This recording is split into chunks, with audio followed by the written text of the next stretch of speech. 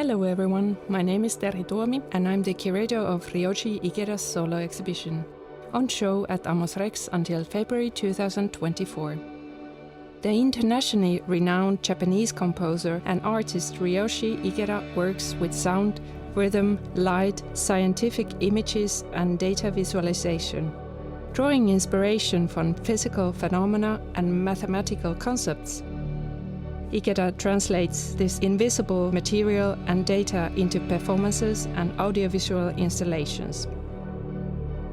In this episode of Amos Rex podcast, you are warmly welcome to listen to a talk recorded during the opening ceremony of Ikeda's exhibition between the artist Ryoji Ikeda and US-based independent curator Mika Yoshitake. They are talking about Ikeda's long and multifaceted artistic career and what has shaped his practice. Yoshitake is specialized in post-war and contemporary Japanese art and has been following Ikeda's career since 2001. Hello, good evening. I'm Ryoji Ikeda. Hello. Hello, Mika. Well, thank you so much for inviting me. I am so sad not to be in Helsinki in person, but I know from all of the images and the videos that it looks spectacular. And I want to congratulate Ryoji and the team at Amos Rex. When I first saw your work 22 years ago at Ars Electronica back in 2001, a piece called Formula, it was a pitch black space with grid of lights that flashed in pulsating synchrony, and the space oscillated between blinding light and absolute darkness. And it was intercut with these stroboscopic beams wiping across the screen. There was an audience waiting to see you perform, but you never came out. The atmosphere felt like it could be a screening or an experimental film or a concert or a live installation. At Amos Rex, I understand there are discrete sections that adapt to the architectural space through, perceiving the world through this audiovisual translation of data. And it encompasses three unique aspects of your practice. So sound visualizations based on light, the entropic mapping of the universe, and the intimate scale of anatomic data. Can you speak about your approach when you experience the space and how it adapts to this unique underground spatial environment as a composer, as a composition? I'm a composer who never be trained as a composer. So I'm kind of an uneducated person dropping out of school. But I use the word composer who composes actually anything into artwork. So I compose sound into music. I compose space and time for the architectural, the condition into, the art exhibition, etc. So for the Amos Rex, at the site visit, I already gave a proposal immediately, and they didn't like it, and they dropped it, and I just work it. It was too simple, but anyway, some echoes you can feel from original proposal. And my job is to compose time and space of the unique Amos Rex exhibition space. And also my background is performing arts. So I kind of compose or fine-tuning the non-narrative flow of visitors from the entrance to the exit. I apply kind of notion of composition for any process of my activity as an artist. You did training as an electronic composer in the 1980s, which was an age that was this rise of postmodern amnesia, and you study the history of modern music, and you saw yourself kind of like a DJ manipulating records, cassettes, files. But I think, what was interesting is that you were fascinated by the sound systems of the club. Can you tell us about this early journey and your own discovery of the physicality of sound as the subject of your work? I really never be trained for anything. Everything is a self-taught. I came from really underground, electronic music, like a DJ stuff. Totally non-intellectual background. I'm still keeping that, level. I found sound could be really violent and powerful in a club because the speakers, it's like a weapon. Consists of hundreds of speakers. And your eyeball is really, trembling, and it's really, really physical. It's kind of unnecessary loud, but this is a kind of club culture. You would never learn this kind of physicality or threshold to your perception, light and sound, in the conservatory or university. It's experience-based, like a bottom-up, self-taught learning process I'm really doing. Well, I wanted to ask you about the role of music. I know that it's not a specific genre or a context that is specifically Japanese or anything. You're part of a larger international zeitgeist, from music concrete to artists and musicians who are interested in audiovisual installations that use data, light, sound in a very pure form. So I wonder, if you can talk a bit about the context from which you first came out of. You were an engineer and producing the sounds for Dumtype, the multimedia performance group in the 1980s that really addressed the AIDS crisis and was a very humanity-based group that was also dealing with technology and that kind of disconnect between humanity and technology. So you created a, unique sound system and environment for that era. And I wonder if you could talk a bit about what shaped your practice from that point, from the 1980s to the present. Okay. I joined in a Japanese artist collective called Dumtype during the 90s, like 10 years or 12 years. And we tour everywhere, all over the world. So we created performing arts piece, the stage art, and roughly 15, 20 members, but we didn't have a leader. It's totally democratic, horizontal. It's a really utopian leftist, idea, but it's really tough. When you try to change the position of the chair on the stage, from here to here, 3 nights discussion without any conclusion. Democracy sucks, really. But anyway, we tour everywhere, and we didn't know anything. Each person has a different kind of background, and some people attended art college at the university, and people like me is dropping out. So always going to a good club. And we just invented our way how to make the piece, and of course to work with the local technician in the theater. So my practice is based on that. So that collective functioned school for me. I learned everything, all the production process, engineering, technically, production, budget and things. We made everything all together. That practice, that experience is really formed me. It's really important. When you performed, you said you traveled and toured throughout not just Japan, but throughout the world. And this was the 90s. And how did the context evolve? How did you kind of mature out of that process? Yeah. I had a lot of ideas when I was working with Dumtype. But of course, not always my idea is realized. Of course, it's like a democracy, one big performing arts piece, stage piece. My idea, some part is realized, but many ideas dropped. But good thing is I can really criticize about the choreography, and dancers really pointed out this is not good for lighting designer, and set designer really say something about my music. This is too loud. This is bullshit. It's really free, and it's really chaotic. But this is how to learn each other.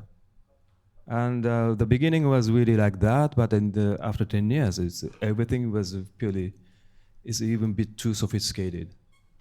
The beginning was we are blacklisted in the many theaters because we didn't know how to make it, and technicians are boycotted. They didn't show up for the day of the show, and but luckily it's always a standing ovation, and the technicians came to us next day. But anyway, so we learned everything, not only like artistic practice, because we are a bit like a child. Everything was childish, and we learn how to function as a human in society. We learned everything during the tour. Some ideas were dropped for the drum type, and I tried to reuse my ideas, and it's naturally evolved. It's basically starting sound and the visual, a light, and the data, and the architectural context, and the public art. It's expanding. I do everything at the same time. And I still feel I'm totally amateur. I'm learning all the time.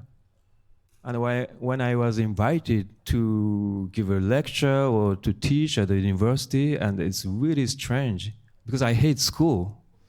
And why I have to go to school in those 50-something years old? And we're really so strange, struggling, I'm still learning. And also I'm happy to be with the young generations, always.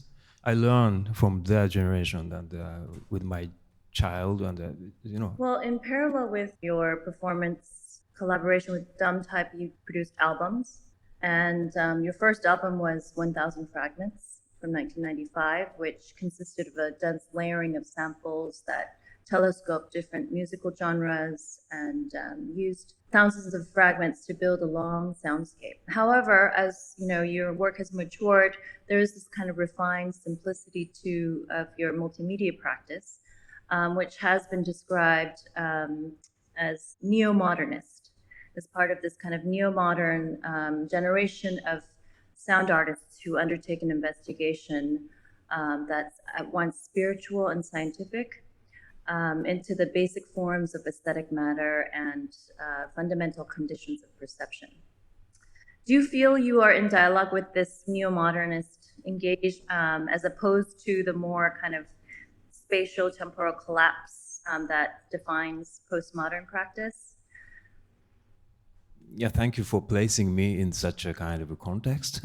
But I should leave everything to critics. I can't analyze myself, my activity. I cannot be objective. What I've seen.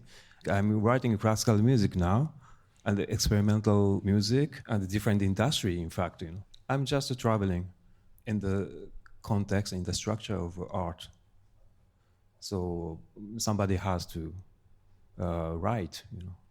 You write very good to me, but I think it's for me. I have nothing to say about this kind of thing.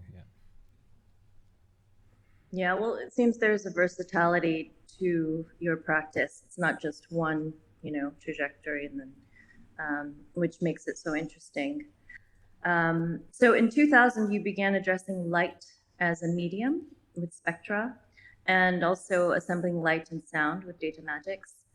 So working with light and sound as raw material for the last 2 decades, you also engaged in a collaborative research project with German electric composer and artist Carsten Nicolai called Cyclode. And that consisted of a visual index of micro sound waves that derived from complex harmonic motions using the mastering of vinyl records. You produce these geometric images called lissajou figures that are generated from overlapping layers of sounds, sometimes created from unusual sounds that are out of aural range through a microscopic editing process. And you kind of created this encyclopedia or infinity index. I understand with the current kinetic laser installation, SPIN, there are this laser rotating ellipses, and I wondered if there is a relationship from work that you have done since the 2000s in relation to the current edition. Yeah. I can draw some figures geometry figures by sound. And I use a kind of oscilloscope or all those things, like engineers' devices, including computers and the programming thing. Same as DJs scratching vinyls. So misuse is a kind of taboo for engineers, but for me, it's kind of start point. Really play with that standard machine, for example. I use completely extreme way. Then I found something interesting. So I eliminate all functionality of that device, and I really see as an object and what this machine can do. And of course, lots of errors for professionals, but lots of inspirations for artists. That's so interesting. So you almost make the error into part of the experience, part of the sound, part of what we, hear. I feel like throughout your career, your work has pushed this boundary of human perception. And you've described your work in terms of the sublime, stating that the sublime is the only kind of word that can justify my experience through my art. The experience is so instant.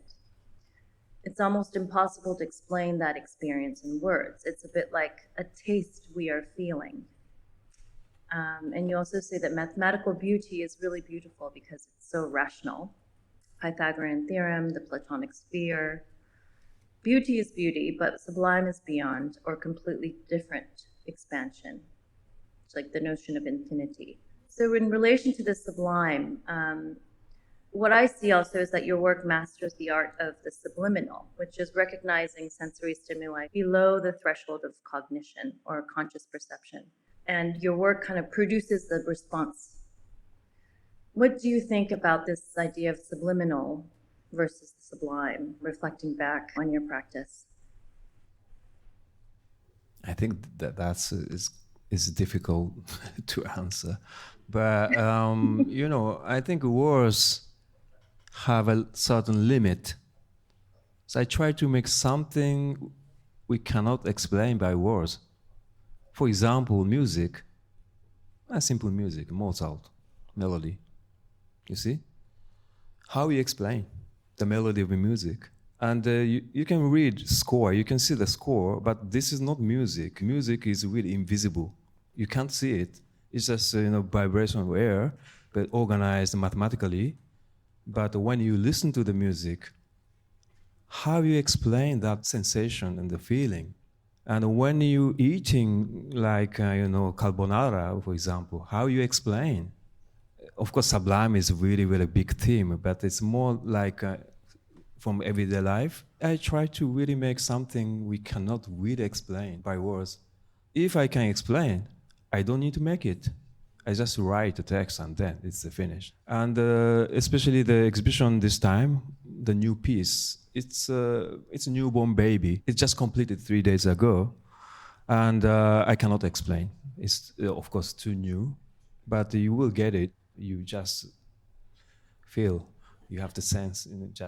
And the people can probably interpret differently. Each person has different. And then it forms maybe description or explanation afterwards by people. This is the best way for me. I always say I make half. Visitors completed the rest. And then it's really balanced. And the music too, if there's no listeners or audience, I have a big question. Even very abstract things, even austere, minimalist, blah, blah, blah. But, I need audience. I need the people. So its function is in the society. I'm doing art, which cannot be explained by words, but I try to function it for people. It's kind of a new experience for everyday life.